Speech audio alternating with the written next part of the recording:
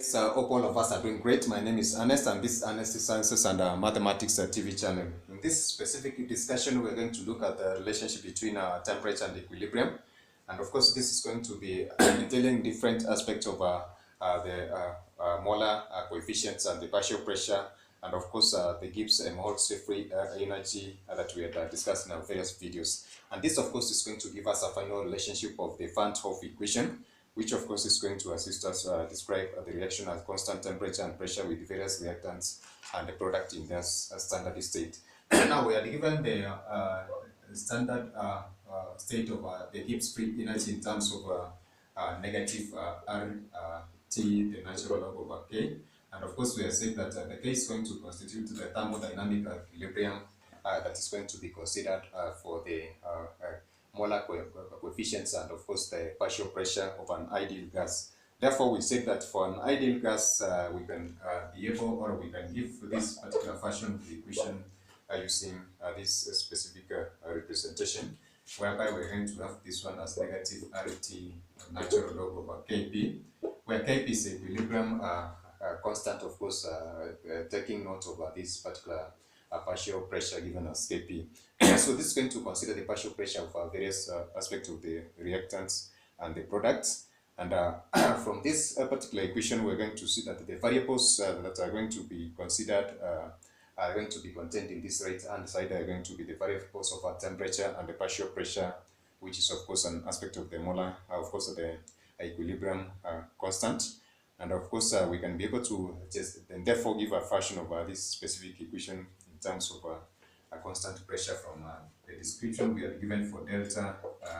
Of course, this is going to be delta G, which is the change in the Gibbs free energy over dt given as such. And this is going to be under the condition of a constant pressure self-measured. So this is going to result in the equation of the form of this is going to be negative. So I'm going to elaborate on this. Natural log over Kp minus RT d over dt, and the natural log over Kp. So we've considered the concept of this specific equation in terms of constant pressure, and therefore it's going to give us these two specific versions of this. So we have considered the concept of constant pressure, and this is going to be a variation of temperature in this second aspect of the equation, and therefore we can be able to do a manipulation of this equation by multiplying it by temperature, and of course trying to find a substitution for the standard state of Gibbs free energy, and that is going to give us a fashion of course the Van Hoff equation that I mentioned. And of course, this Van Hoff equation is going to give a relationship between this aspect of temperature and of course the equilibrium constant that we had stated earlier in our discussion. So if we try to write this, then therefore I'm going to have it multiplied by the temperature, which is T, and then we are going to have the delta G standard state over T at constant pressure, and this is going to give me a version of the equation of negative RT. So I've multiplied this one by T. If I multiply this one by T, I'm going to obtain RT natural log of Kp, and this is going to give me, let me just do it. So we're going to have T, the natural log of Kp minus R at the square of T. So I've multiplied by T in this specific case and T in this specific case, d over dt, the natural log over Kp given as such. So if you try to look at this first part of the equation, this is going to be a similar representation with this. Let's roll this one, equation 1. So this is going to be a similar representation with this specific part of equation 2. Therefore, I can be able to do a substitution for this particular part using delta G.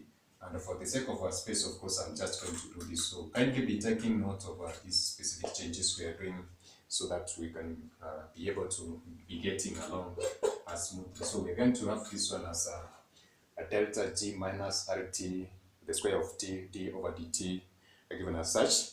And if we try to look at this specific equation, therefore, the second aspect of it is going to be representing this specific part for the standard state of a Gibbs and Holtz equation.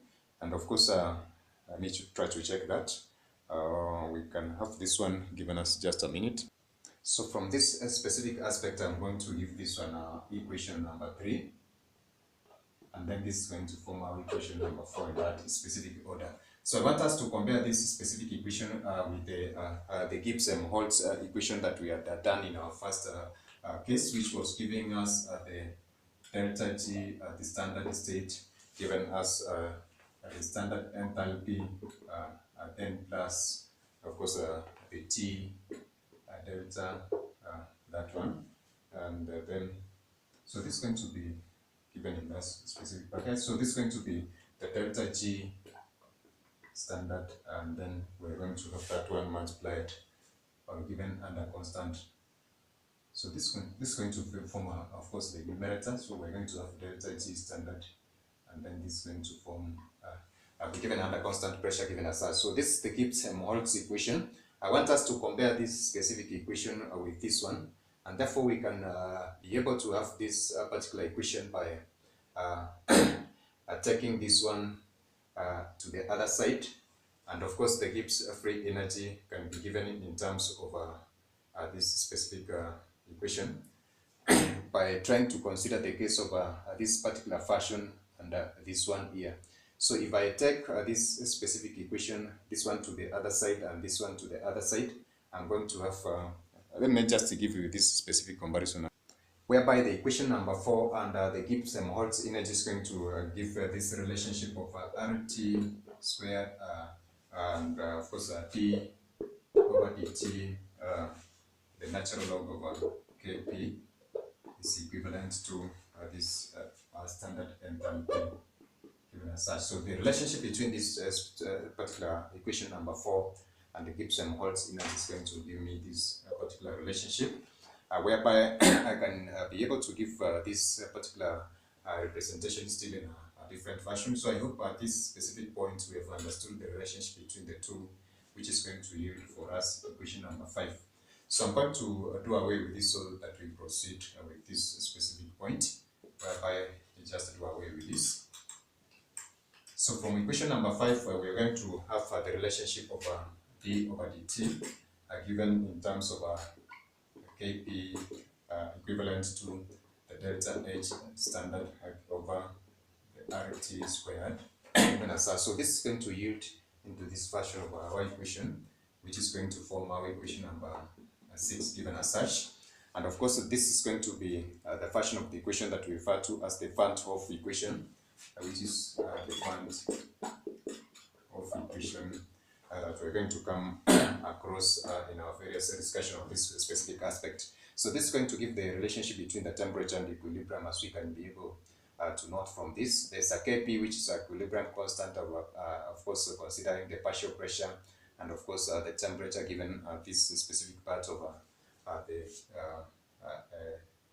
denominator given as such.